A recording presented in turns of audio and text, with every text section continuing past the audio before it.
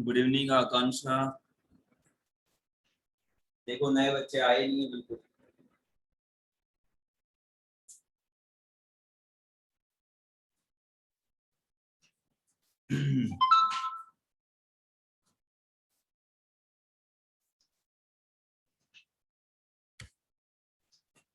थोड़ा वेट करते हैं, फिर स्टार्ट करते हैं।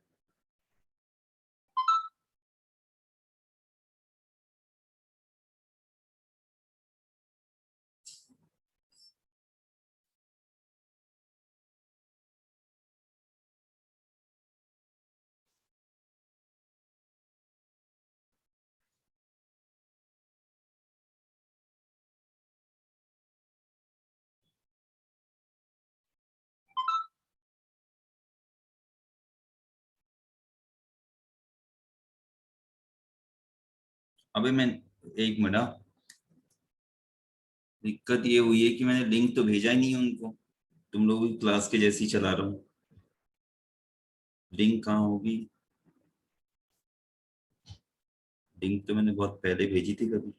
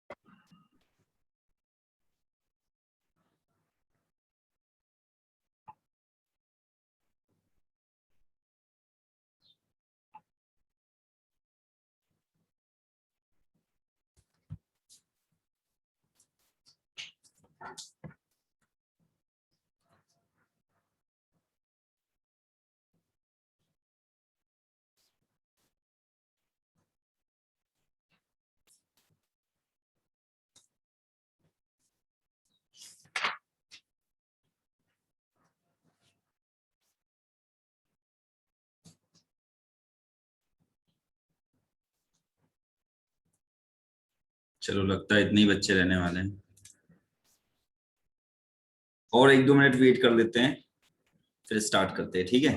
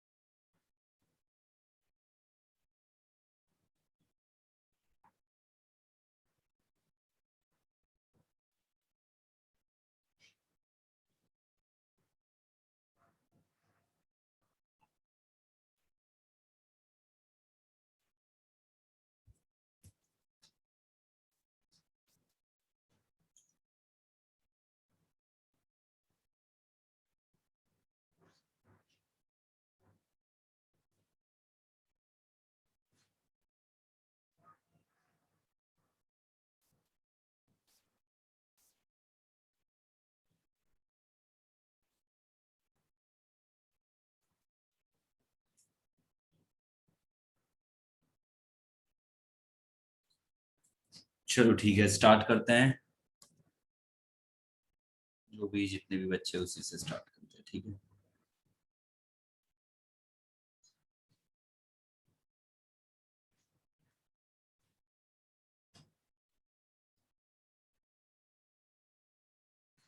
हम्म, चलो ठीक है। देखो सबसे पहले ये जो है फाउंडेशन मैथ्स चलेगा। मैं बता देता हूँ कि हम लोग क्या क्या पढ़ने वाले हैं, किस तरीके से पढ़ने वाले हैं और किस तरीके से आगे बढ़ेंगे। तो लगभग 1 मंथ तुम्हारा फाउंडेशन मैथ्स चलेगा, ठीक है। जिसका भी पहला लेसन स्टार्ट होगा, मतलब पहला चैप्टर स्टार्ट होगा या टॉपिक स्टार्ट होगा नंबर सिस्टम, ठीक है, ये तो मैं पढ़ाऊंगा। लेकिन हमारा फर्स्ट वन जो होगा वो तुम्हारा फाउंडेशन मैथ्स रहेगा। इसमें बायो वाले बच्चे भी आ सकते हैं, ठीक है। वैसे मेनली डिजाइन किया है मैंने मेंस और एडवांस के हिसाब से, ठीक है। ये हमारा पहला होगा। इसके बाद हम लोग एलजेब्रा स्टार्ट करेंगे, ठीक है। 11th क्लास का जो एलजेब्रा स्टार्ट करेंगे, इसमें कौन कौन से चैप्टर आएंगे तुम्हारे, क्वाड्रेटिक इक्वेशन आएगा, ये पढ़ेंगे हम लोग, ठीक है। उसके बाद पढ़ेंगे कॉम्प्लेक्स नंबर, ठीक है। फिर हम लोग पढ़ेंगे इसी में एलजेब्रा में सीक्वेंस एंड सीरीज, ठीक है। इसमें एपी जीपी 10th क्लास में तुमने एपी पढ़ा हुआ है, वैसे ही हम जीपी पढ़ेंगे और एचपी पढ़ेंगे, ठीक है। और इससे अलावा स्पेशल सीरीज पढ़ेंगे। उसके बाद पढ़ेंगे हम लोग बाइनोमियल थ्योरम, ठीक है। ये जो बाइनोमियल थ्योरम है ये न्यूटन ने इन्वेंट किया था, न्यूटन ने दिया था, ठीक है। न्यूटन ने इसको बनाया था, बताया था, जो भी है प्रपोज किया था। पीएनसी मतलब ये है परमुटेशन, परमुटेशन एंड कॉम्बिनेशन, बहुत इंपॉर्टेंट चैप्टर है। वैसे सभी चैप्टर इंपॉर्टेंट है, कॉम्प्लेक्स नंबर बहुत इंपॉर्टेंट चैप्टर है। पीएनसी कॉम्बिनेशन, ठीक है। ये चैप्टर इसलिए ज्यादा इंपॉर्टेंट है क्योंकि ये तुम्हारी रीजनिंग पावर को इंक्रीज कर देगा। तुम्हारा जो रीजनिंग पावर है, जो लॉजिकल पावर है, तो मतलब कुल मिला के जो दिमाग है तुम्हारा वो बढ़ा देगा, ठीक है। ये तुमको मतलब बता दूं कि जो जैन धर्म के होते हैं ना, महावीर स्वामी, महावीर स्वामी, महावीर स्वामी ने ये पीएनसी उन्होंने दिया था, परमुटेशन कॉम्बिनेशन उन्होंने दिया था। और पीएनसी की वजह से फिर न्यूटन ने बाइनोमियल थ्योरम दिया है, ठीक है। इसके बाद हम लोग ट्रिग्नोमेट्री पढ़ेंगे, तीसरा है हमारा ट्रिग्नोमेट्री, ठीक है। फाउंडेशन मैथ्स लगभग 30 दिन चलेगा, है ना। क्वाड्रेटिक इक्वेशन और ये मिला के मतलब जो एलजेब्रा है, पूरे एलजेब्रा से 4 से 5 क्वेश्चंस आते हैं जेई में, 4 से 5 क्वेश्चन जेई में आते हैं, ठीक है। मेंस में हो एडवांस में हो, इससे आते हैं। ट्रिग्नोमेट्री से तुम्हारे 1 से 2 क्वेश्चंस आते हैं मेंस में, जेई में, ठीक है, 1 से 2 क्वेश्चंस आते हैं। उसके बाद पढ़ेंगे हम लोग कोऑर्डिनेट ज्योमेट्री, कोऑर्डिनेट ज्योमेट्री, ठीक है। कोऑर्डिनेट ज्योमेट्री में क्या क्या आता है, इसमें हम पढ़ते हैं पॉइंट, ठीक है। दूसरा स्ट्रेट लाइन पढ़ेंगे, फिर सर्कल पढ़ेंगे, सर्कल, फिर आएगा हमारा कोनिक सेक्शन, है ना। इसके बाद हम पढ़ेंगे कोनिक सेक्शन। कोनिक सेक्शन में हमारा रहेगा तुम्हारा इलिप्स आ गया, मतलब पैराबोला। यही कोऑर्डिनेट ज्योमेट्री भी चलेगा। कोऑर्डिनेट ज्योमेट्री मतलब बहुत बड़ा चैप्टर है, समझ लो इससे 6 से 7 क्वेश्चंस आते हैं, समझ रहे हो। टोटल तुम्हारे पास 25 क्वेश्चन है, अगर मैं 30 या 25 के हिसाब से बोल रहा हूँ, इतने क्वेश्चन जेई में आते हैं टोटल, ठीक है। मेंस की बात करें तो 30 के आसपास आते हैं, 25 आते हैं, अभी तो 25 आते हैं, पहले 30 आते थे। और एडवांस की बात करें तो 18 करके ऐसे तुम्हारे 36 के आसपास क्वेश्चंस आते हैं, ठीक है। तो जेई के हिसाब से बता रहा हूँ, मेन के हिसाब से, ठीक है। उसके हिसाब से देखोगे तो 6 से 7 क्वेश्चन तुमको कोऑर्डिनेट ज्योमेट्री की मिलते हैं, तो मतलब समझ रहे हो कितना परसेंट है ना। 25 क्वेश्चन आते हैं, मतलब लगभग 20%, तो 20 से 25% जो है तुमको कोऑर्डिनेट ज्योमेट्री मिल जाता है। पैराबोला के बाद तुम्हारा आएगा इलिप्स, इलिप्स पढ़ेंगे हम लोग। फिर तीसरा पढ़ेंगे हाइपरबोला, ठीक है। ये बहुत ज्यादा इंपॉर्टेंट चैप्टर्स हैं, ठीक है, बहुत डिटेल में पढ़ेंगे हम इसको। मतलब ये पूरा जो टॉपिक है वो 1 मंथ से ज्यादा लगेगा, इतना ज्यादा डिटेल में पढ़ने वाले हैं। उसके बाद कुछ मिसलेनियस टॉपिक रहेंगे, ठीक है। इसके बाद कुछ मिसलेनियस टॉपिक पढ़ने वाले हैं, जैसे, ठीक है, ये तो मैं बोल नहीं पाता हूँ, स्टैटिस्टिक्स, ठीक है, इसको भी पढ़ेंगे। ये 11th में ही होता है, ये तुम्हारे बोर्ड में भी रहेगा। बोर्ड में थोड़ा सा एक्सटेंड कर दो, थोड़ा सा ऐड कर दो तो हो जाता है, ज्यादा टफ नहीं है। मैथमेटिकल इंडक्शन है, सॉरी मैथमेटिकल रीजनिंग, ठीक है, रीजनिंग ये भी तुम्हारा 11th में रहता है, तो उसमें भी थोड़ा सा एक्सटेंड करो तो हो जाता है, ज्यादा टफ नहीं है। हम इसको बहुत ज्यादा डिटेल में पढ़ेंगे, मेन से एडवांस तक पूरा। और मेन है फिर प्रोबेबिलिटी, ये तुम्हारी टेक्स्ट बुक में समझ लो कुछ भी नहीं दिया है, 10% दिया ये बोल सकते हैं।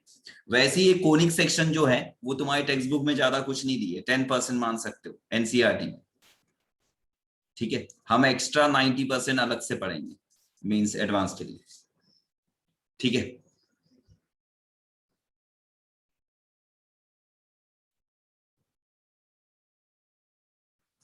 तो लगभग इतने टॉपिक हम लोग कवर करने वाले हैं, ठीक है। अप्रोक्सीमेट तुम्हारी जो क्लासेस होगी लगभग 150 से 200 लेक्चर होंगे हमारे, इतने लेक्चर होने वाले हैं, 150 से 200 लेक्चर होंगे। दिसंबर जनवरी तक हम सिलेबस कंप्लीट करने की पूरी कोशिश करेंगे। जनवरी से फरवरी भी हुआ तो 11th में इतनी कोई दिक्कत नहीं है, लेकिन दिसंबर जनवरी तक पूरी कोशिश करेंगे इसको कंप्लीट करने की, ठीक है।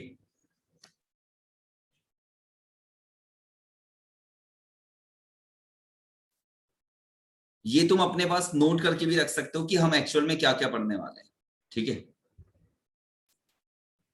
ये वीडियो अगर सभी के ऑन रहे तो फिर कोई मतलब है ना, ज्यादा अच्छा रहेगा, वीडियो सबके ऑन रहेंगे तो बहुत अच्छी बात रहेगी, ठीक है।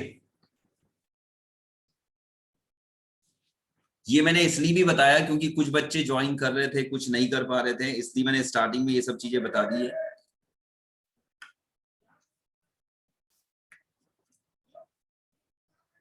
ठीक है। मिसलेनियस टॉपिक से भी तुम्हारे 1 से 2 क्वेश्चंस आते हैं, इससे भी 1 से 2 क्वेश्चंस आते हैं मिसलेनियस टॉपिक से भी,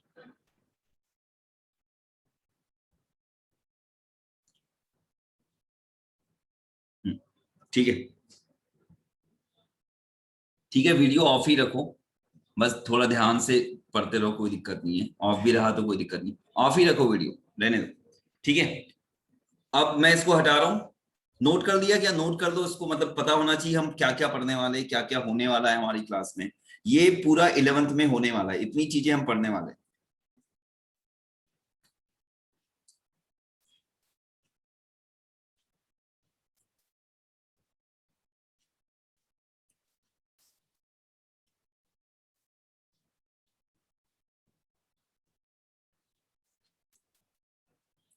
जैसे ही नोट हो जाए मैसेज करो, या फिर राइज हैंड करके बताओ कि सर नोट कर दिया है।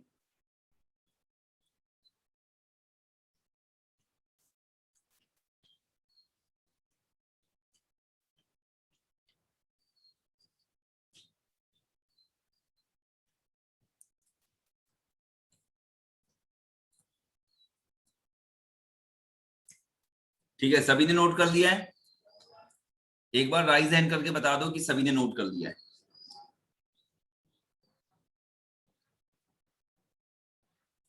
संकेत ने नोट कर लिया है, आकांक्षा, आर्या, आदित्य, मुकुल,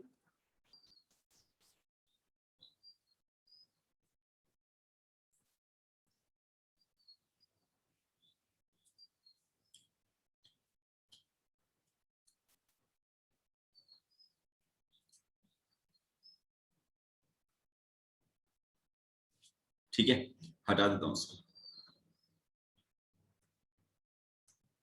अब देखो किस तरीके से पढ़ाई करनी है तुमको, अभी पूरे 1 साल 11th में हो तो किस तरीके से पढ़ाई करोगे।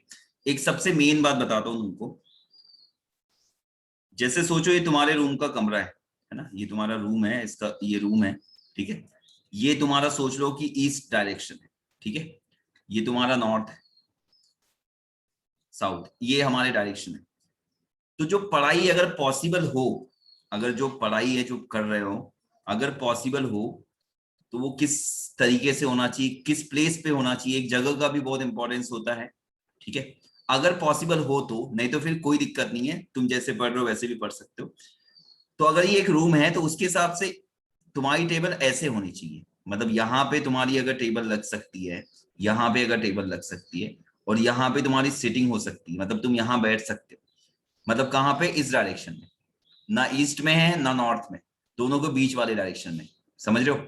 अगर इस डायरेक्शन में पढ़ते हो, दोनों साइड अगर दीवार होती है, तो मतलब ये मैं इसलिए बता रहा हूं ताकि क्या होता है, हम थोड़ा पढ़ते हैं फिर बाहर ध्यान देते हैं, इधर उधर ध्यान देते हैं। और अगर तुम कहीं और बैठ के पढ़ते हो, जैसे अगर तुम यहाँ बैठ के पढ़ते हो, अगर ये तुम्हारी टेबल है और यहाँ बैठ के पढ़ते हो, तो तुमको पूरा रूम दिखता है, पूरा तुम्हारा जो व्यू है वो पूरा, हमारी जो आंखें है वो कितना देख पाती है, हमारी आंखें लगभग 180 के आसपास नजर कर लेती है, 180 से कम ही रहता है, लेकिन हाँ लगभग 180 के आसपास कर लेती कवर, ठीक है। तो अगर तुम यहाँ पे बैठते हो तो तुम पूरे रूम की आसपास की सभी चीजें देख लो, ध्यान भटकता है, ठीक है।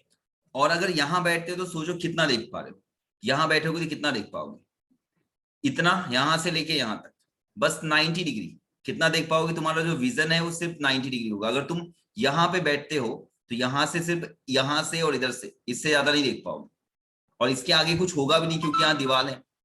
और एक अच्छी बात क्या होती है कि जो तुम्हारी दोनों वॉल है, इस पे तुम अपने जो बहुत इंपॉर्टेंट फॉर्मूले है या कुछ ऐसे सेंटेंस जो तुमको मोटिवेट करते हैं वो दोनों यहाँ पे चिपका सकते हो। तो तुमको दो प्लेसेस मिलती है, दो वॉल मिलती है, अगर तुम यहाँ बैठते हो तो तुमको दो वॉल मिलती है, ठीक है, नोट्स बनाने के हिसाब से भी। और अगर कोई भी रूम में इंटर कर रहा है, आ रहा है, जा रहा है, तो भी इससे डिस्टर्ब होने के चांसेस कम है। यहाँ पे बैठते हो तो तुम्हारा ध्यान उनपे जाना मुश्किल है, इधर होगा तो भी बहुत मुड़ना पड़ेगा, इधर होगा तो भी मुड़ना पड़ेगा, तो कहीं से भी इंटर होती है तो भी तुमको डिस्टर्ब होने के चांसेस बहुत कम है। तुमने अपने आप को एकदम क्लोज कर दिया है बाकी लोगों से, ऐसा समझ लो, और कंसंट्रेशन बहुत ज्यादा बन सकता है। और सामने दीवारों पे क्या है, जो तुम चाहते हो उस टाइप का कोई मोटिवेशनल थॉट हो सकते हैं, सब कुछ हो सकता है। तो पहली चीज तो ये, ठीक है, सिटिंग, कहाँ बैठना है वो देखो। सेकेंड सबसे इंपॉर्टेंट होंगे तुम्हारे नोट्स। नोट्स जितने तगड़े बनेंगे उतना मन भी करेगा तुम्हारा पढ़ाई करने का। मतलब ऐसे नहीं कि यहाँ पे कुछ लिख दिया वहां पे कुछ लिख दिया, एकदम सिस्टमेटिक।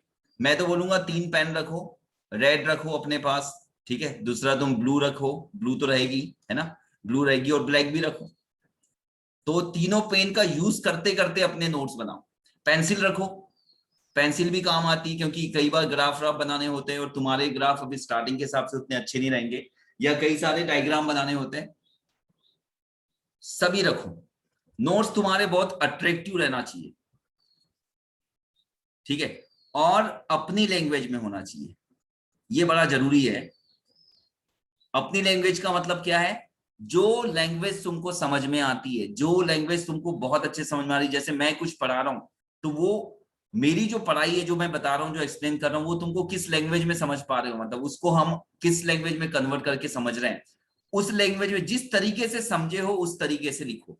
नोट्स में तुम्हारी खुद की, ऐसा कंपलसरी नहीं है कि तुमको इंग्लिश में लिखना है, कि हिंदी में लिखना है, उर्दू में लिखना है, कोई ऐसा कंपलसरी नहीं है। तुम अपनी लैंग्वेज में जैसा समझ पा रहे हो वैसा लिखो, ठीक है। और बहुत ही अट्रैक्टिव होना चाहिए, बहुत ज्यादा अट्रैक्टिव अपनी लैंग्वेज में लिखना है तुमको, ठीक है।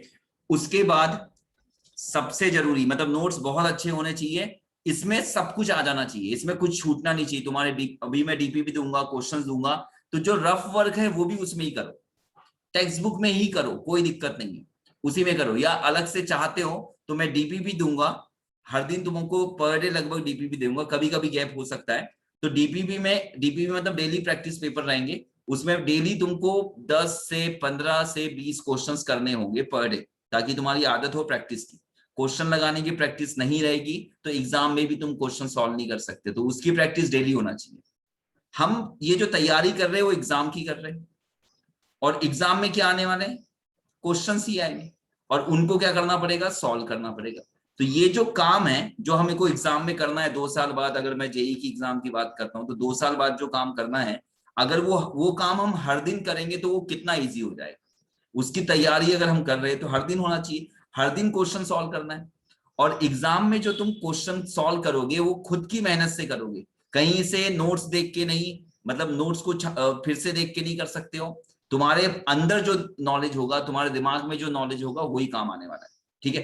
तो वो जो पर डे क्वेश्चन की प्रैक्टिस करोगे, जो डीपीपी होगा, इसके क्वेश्चन की प्रैक्टिस, सॉल्व करने की प्रैक्टिस भी खुद के दिमाग से करने की कोशिश करना, जितना ज्यादा पॉसिबल हो खुद से करना है, ठीक है। तीसरी चीज आती है पैटर्न ऑफ रिवीजन। बहुत टैलेंटेड बच्चे, बहुत अच्छे अच्छे बच्चे अगर रिवीजन छोड़ देते हैं तो मैं कंफर्म बता सकता हूं बिना रिवीजन के सिलेक्शन नहीं हो सकता। बिना रिवीजन के, मैं भी इसी लैंग्वेज में लिखूंगा, सिलेक्शन नहीं हो सकता।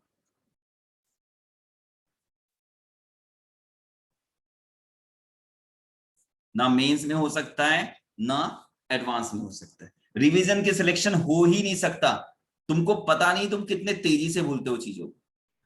तो इसमें क्या करना है, इसमें दो काम करने हैं तुमको। आज का काम जो है आज करना है, ये तो रिवीजन में नहीं आएगा, ये तो करना ही है तुमको। आज का काम आज करना है, जो आज दिया है मैंने उसको आज ही कंप्लीट करो। ये मत सोचो कि कल सुबह उठ के पढ़ लूंगा, ध्यान देना, ये दिमाग में नहीं लाना है कि कल सुबह उठ के पढ़ लूंगा, कल सुबह उठूंगा थोड़ा पढ़ लूंगा बाद में फिर टीचर को बता दूंगा, नहीं। आज का जो काम मिला है, आज जो क्वेश्चंस मिले आज करो, पूरी कोशिश लगा दो, पूरी ताकत लगा दो, जान लगा दो पूरी, लेकिन आज का काम आज करना है, ठीक है। दूसरा, रोज जो तुम्हारा पुराना है, ठीक है, एक बार रिवीजन करना है। मतलब कल का जो है एक बार कम से कम रिवीजन करना है। तीसरी चीज, जो संडे है, संडे को तुम रिवीजन डे बना सकते हो, ठीक है। मैथ्स में मैं बता दे रहा हूं, अगर तुमको 70 से 80% भी आता है, तुमको 20% नहीं आता है, लेकिन ये कंफर्म आता है पूरा फुल, मतलब 100%, ये जो 70 से 80% है ये तुम्हारा एकदम श्योर है, अच्छे से आता है, तो तुम्हारा सिलेक्शन पक्का हो जाएगा, ठीक है। लेकिन तुमने 100% पढ़े हो लेकिन इसमें कहीं पे भी श्योरिटी नहीं है, श्योरिटी मतलब समझ लो कि 50-50 है, तो सिलेक्शन नहीं होने वाला।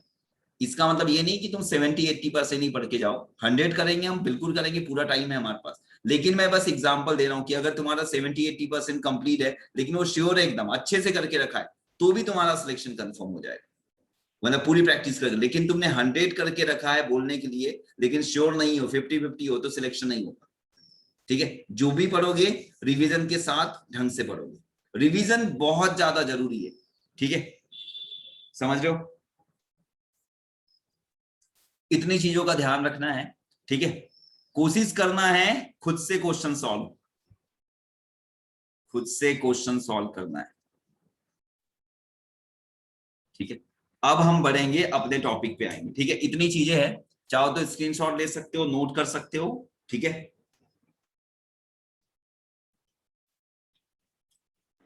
Yes sir.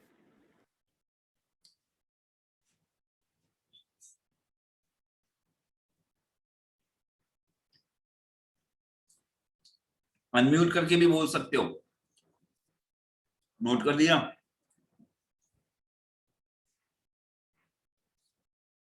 अब हम अपने टॉपिक पे बढ़ेंगे, ठीक है। आर्या, आदित्य, मुकुल, संकेत, सबने नोट कर लिया? Yes sir. Yes sir. चलो ठीक, यस सर। चलो स्टार्ट करो।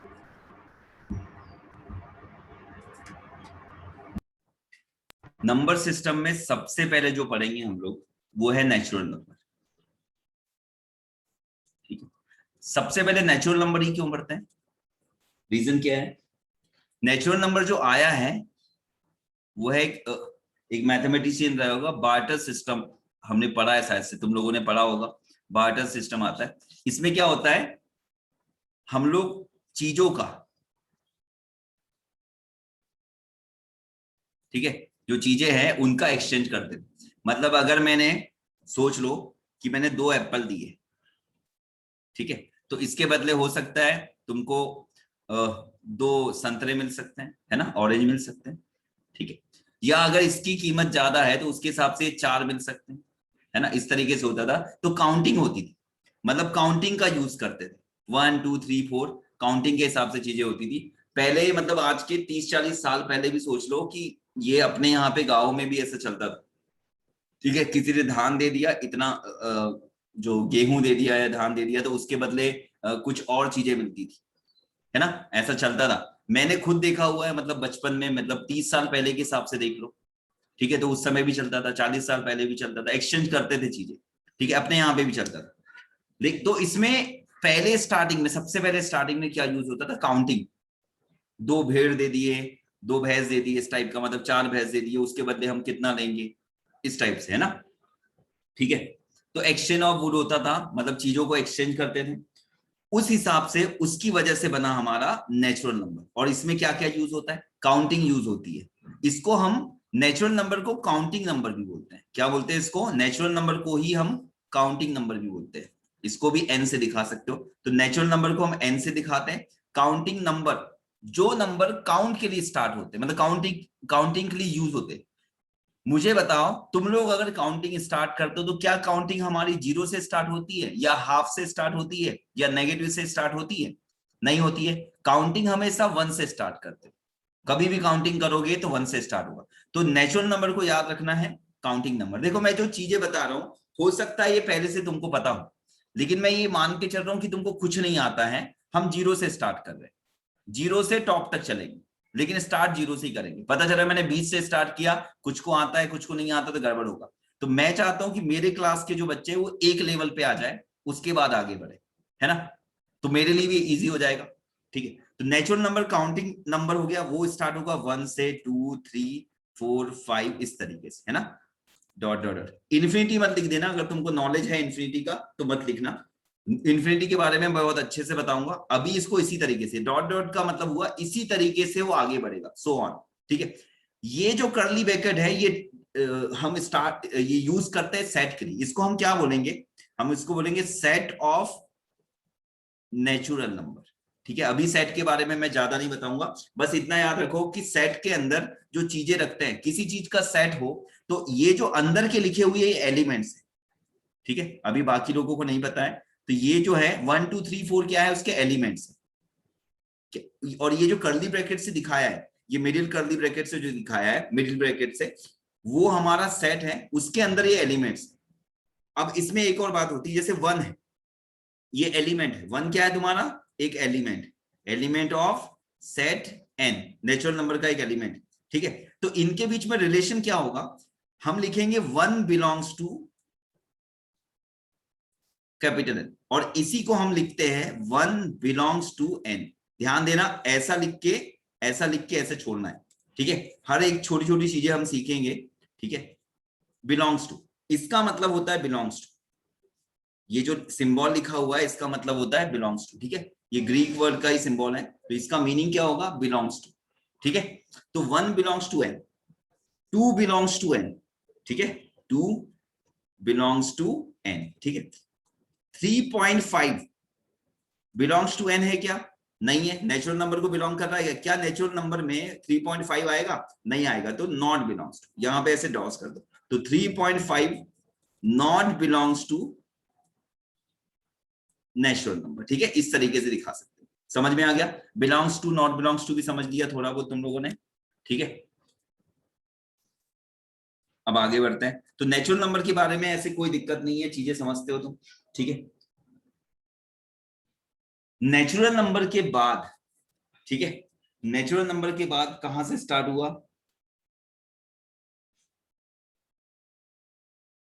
ठीक है, नेचुरल नंबर के बाद आएगा तुम्हारा होल नंबर। होल नंबर नाम इस तरीके से रखा हुआ है कि इसको ये सोचते हैं कि 0 आने के बाद ये कंप्लीट हो गया है, तो होल नंबर हम W से दिखाते हैं। 0, 1, 2, 3, 4, 5 ऐसे। ठीक है, अब इसकी जरूरत क्यों पड़ी होगी? सोचो कि जैसे मैंने लिखा 5 माइनस 7, सॉरी 5 माइनस, जैसे कोई बड़ा नंबर है, ये क्यों यूज हुआ होगा? ये कहां क्यों यूज हुआ होगा? 0, 0 मतलब देखो, अगर पूछा कि मेरे पास, सोचो कि मैं बोल रहा हूं कि मेरे पास 2 बकरियां हैं, तुम्हारे पास क्या है? तो बोल रहा है कि मेरे पास कुछ नहीं है। कुछ नहीं है मतलब नथिंग है, नथिंग मतलब 0 है। तो ये 0 वहां से स्टार्ट हुआ होगा, क्योंकि उसकी भी जरूरत पड़ी होगी, भाई इसके पास तो कुछ नहीं है, तो 0 मतलब नथिंग हो गया, है ना? और इसी को नल बोलते हैं, क्या बोलना, नील, नील बोलते हैं। नील वर्ड जो है वो रोमन अक्षरों में जो लिखा जाता था, याद है तुमको? 1, ये 1 हो गया, ये 2 हो गया, ये 3 हो गया, है ना? ये 4 होता था, ये रोमन रोमन वाले है ना? ठीक है, तो इसमें जैसे ये 10 हो गया, इस तरीके। तो उसमें एक होता था, जब कुछ नहीं लेते थे, 1 से पहले जो होता था वो होता था निहिल। निहिल से ही नील बना है, ठीक है, निहिल से ही नील बना हुआ है, तो हम नील बोलते हैं, नील बटे सन्नाटा, सुना होगा, नील मतलब जीरो। तो नथिंग कुछ नहीं है, कुछ भी नहीं है, उसके लिए नथिंग। तुमको पता भी है कि ये किसने इन्वेंट किया है, जीरो आर्यभट्ट ने, ठीक है, ऐसा नहीं, ठीक है, जीरो आर्यभट्ट ने दिया हुआ है, ये पता है तुमको, उसकी जरूरत भी नहीं है वैसे अभी, ठीक है। तो ये होल नंबर के बारे में बस ये है कि नेचुरल नंबर में हमने किसको ऐड कर दिया है, जीरो को ऐड कर दिया। नेचुरल नंबर में हमने किसको ऐड कर दिया है, जीरो को। मतलब बोल सकते हैं नेचुरल नंबर विथ जीरो, है ना, ये तुम्हारा होल नंबर हो जाएगा। जीरो को मिला दिया अगर नेचुरल नंबर में तो क्या हो जाएगा, वो होल नंबर हो जाएगा, ठीक है। उसके बाद आएगा तुम्हारा इंटीजर्स,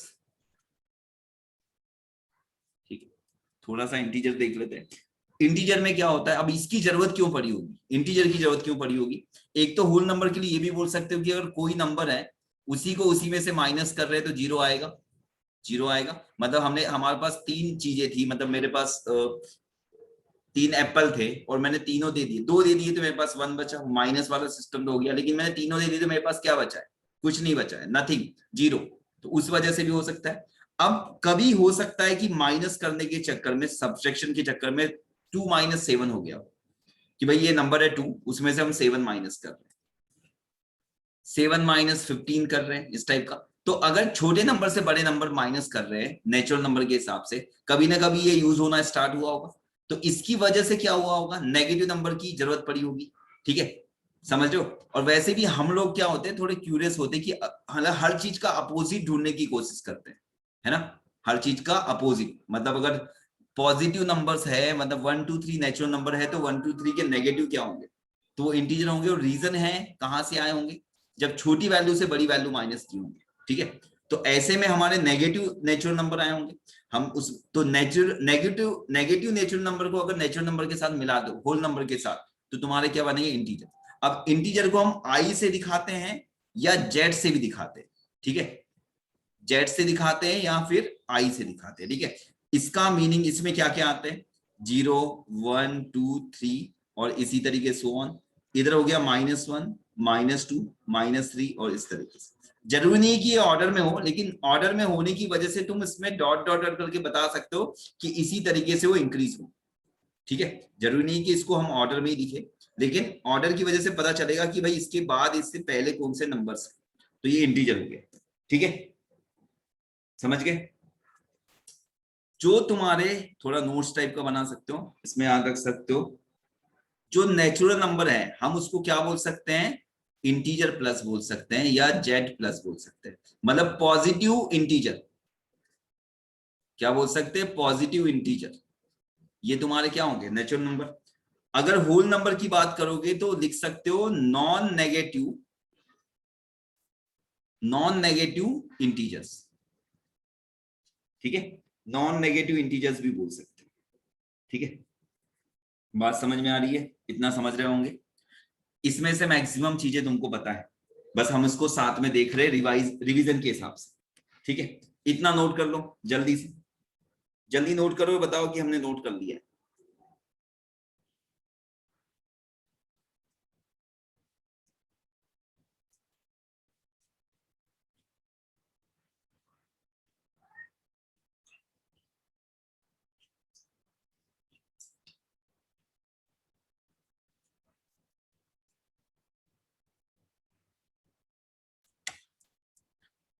ये हो सकता है स्टार्टिंग की 2 3 4 क्लासेस 5 क्लासेस, वैसे उतना नहीं होगा, कुछ ना कुछ तो न्यू मिलेगा तुमको, कुछ ना कुछ सीखने मिलेगा।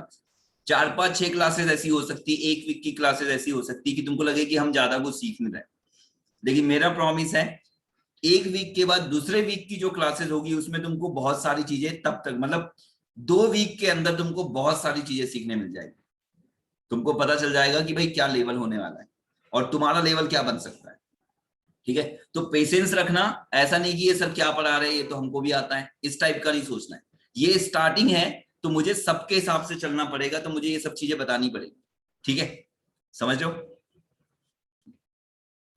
नोट कर लिया होगा सभी यस ने, सर। अगर किसी ने नोट नहीं किया तो बता सकते हो, मैं इसको हटा रहा हूं। नोट कर लिया सबने,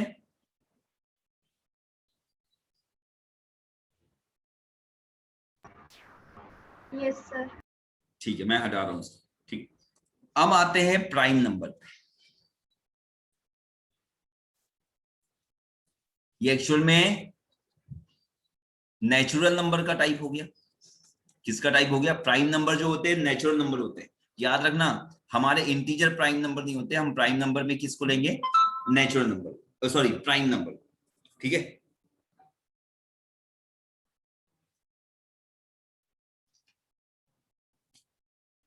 तो मुझे कोई बताओ प्राइम नंबर की डेफिनेशन क्या है? क्या होते हैं प्राइम नंबर? सर जो 2 के टेबल में नहीं आते। अच्छा, 1 2 की टेबल में नहीं आता है।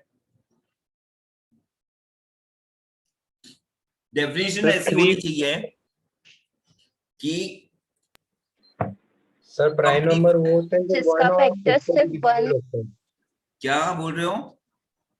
सर वो नंबर जो अब खुद इसके से सिर्फ 2 फैक्टर होते हैं। वेरी गुड, सही है, बिल्कुल सही। क्या बोल सकते हैं? 2 फैक्टर, वो भी डिस्टिंक्ट होना चाहिए। ठीक है, a natural number having exactly 2 distinct natural, क्या बोलना चाहिए? Sorry, natural number having exactly 2 distinct factors, natural factor। ठीक है, कोई भी एग्जांपल ले सकते हो, जैसे 3 है, हम इसको क्या लिख सकते हैं? 3 into 1 लिख सकते हैं। ठीक है, 7 है, क्या लिख सकते हैं? 7 और 1 लिख सकते हैं।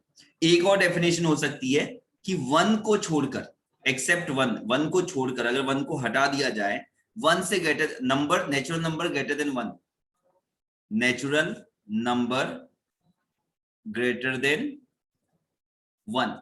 अगर हम नेचुरल नंबर ग्रेटर देन 1 बोले तो तुम्हारी डेफिनेशन भी सही हो जाएगी, जो 2 के मल्टीपल ना हो। ऐसा होगा क्या? नहीं, कैसे नहीं होगा? क्योंकि जैसे 15 है, ये 2 का मल्टीपल नहीं है, इसको हम 5 into 3 बोल सकते हैं। ये तुम्हारा कंपोजिट नंबर हो गया।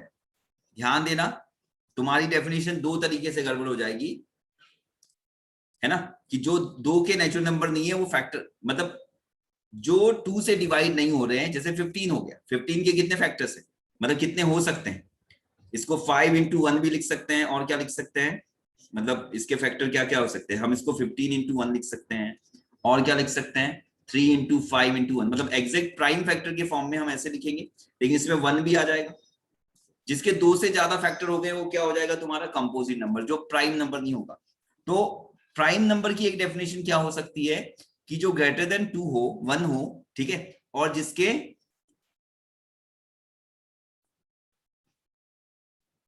एग्जैक्ट 2 फैक्टर हो, मतलब या फिर बोल सकते हैं जो डिवाइड हो किससे? खुद से या 1 से। ये भी एक डेफिनेशन हो सकती है, बहुत अच्छी डेफिनेशन है। नेचुरल नंबर बस ग्रेटर देन 1 होना चाहिए, ये कंडीशन लगाना पड़ेगा। ऐसे नंबर जो 1 से बड़े हैं, जो खुद से डिवाइड होते हैं या 1 से डिवाइड होते हैं। ठीक है, तो ये डेफिनेशन भी काफी है, इससे भी समझ में आएगा। ठीक है, मैंने बोला ना, डेफिनेशन हमारी अपनी लैंग्वेज में हो सकती है, कोई दिक्कत नहीं, बस हमको वो कॉन्सेप्ट समझ में आना चाहिए। ठीक है, तो नेचुरल नंबर तो ये हो गया। ठीक है, तुम याद रखना, natural number between 1 to 100, total natural, sorry natural number नहीं बोलना चाहिए, प्राइम नंबर्स। ठीक है, प्राइम नंबर 1 से 100 के बीच में टोटल प्राइम नंबर होते हैं 25। ये याद रखना, ये एनडीए में पूछा गया है, इससे रिलेटेड क्वेश्चन आए हैं। ठीक है, अब अगर ये स्टार्टिंग में ऐसे ही आ जाए, कहीं पे मेंस में भी आ जाए इससे रिलेटेड क्वेश्चन, तो क्या तुम काउंट करते रहोगे? तो ऐसी कुछ चीजें हैं जो हमको पहले से पता होना चाहिए। 1 से 100 के बीच में कितने प्राइम नंबर होते हैं? 25 प्राइम नंबर होते हैं। ठीक है, और प्राइम नंबर के बारे में सीक्वेंस देखो, या फिर मतलब चीजें देखो कैसे होता है। जैसे सबसे पहला 2 हो गया, उसके बाद 3 आएगा, तो 2 3 कॉन्सेक्यूटिव है, मतलब इसके बीच में कोई गैप नहीं है। उसके बाद कितना आएगा?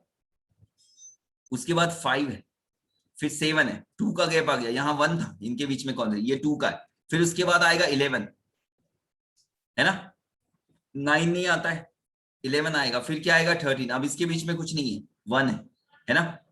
तो कई ऐसे होंगे जिनके बीच में 2 का गैप हो सकता है, किसी में 1 का गैप हो सकता है, फिर क्या आएगा 17 आएगा, फिर 23 आएगा। तो इनके बीच में कितना हो गया 4 का, और इनके बीच में कितना हो गया 6 का। तो गैप बढ़ते भी हैं, कभी कम भी होते हैं, कभी बढ़ते भी, ठीक है।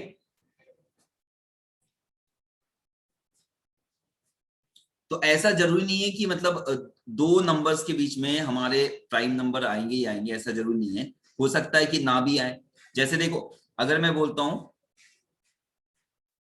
16 से सॉरी 18, अच्छा 19 भी आएगा इसके बीच में, 19 भी आएगा, फिर जैसे 20 हो गया, 21 हो गया, 22 हो गया, ये लगातार ऐसे 3 नंबर है जिनके बीच में कहीं पे भी मतलब कोई प्राइम नंबर नहीं आ रहा है, ठीक है। चलो अब देखते हैं थोड़ा सा कंपोजिट नंबर, कंपोजिट नंबर देख लेते हैं, कंपोजिट नंबर क्या होते हैं। अब कंपोजिट नंबर के बारे में बताओ, क्या बोलोगे इसके बारे में?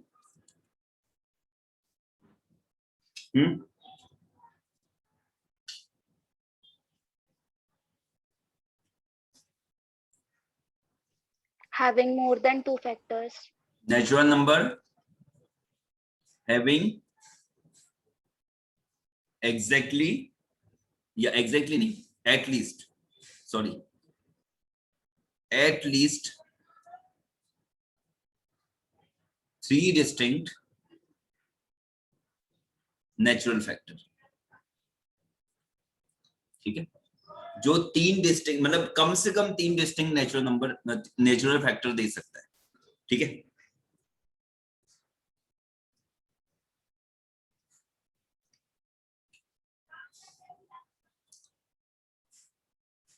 क्या क्या नंबर होते हैं वैसे? 4 होता है ना, इसको क्या लिख सकते हो 4 को क्या लिख सकते हो 2 into 2 ऐसे भी लिख सकते हो, और क्या लिख सकते हो 4 into 1 लिख सकते हो,